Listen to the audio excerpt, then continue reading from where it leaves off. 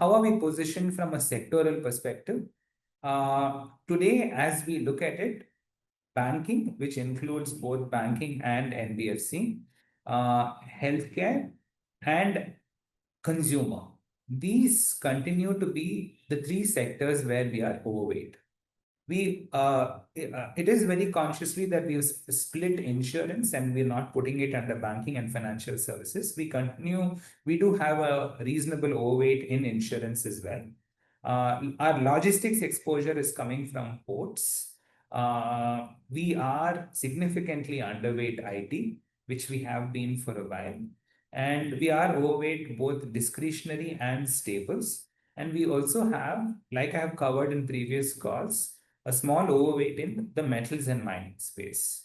So today, if you look at the March quarter numbers that have come out in two sectors that we are overweight, for example, which is healthcare and consumer, not only would you see better growth, but you would also see a stronger margin profile in terms of where we are positioned. If you look at in terms of our growth, there are two variables that we look at in terms of where growth comes from.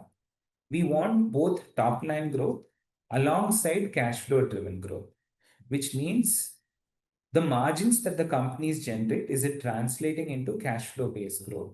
And is that translating into bottom line growth? Ideally, if we have done a good job of bottom up stock picking, this is what you should get both in terms of a consolidated portfolio perspective as well as the sectoral perspective that we have.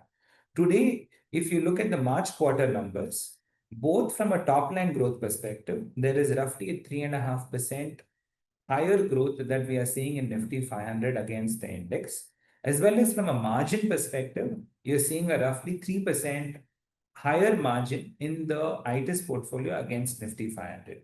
And that is what we believe should translate into this outperformance in subsequent 2 quarters as well.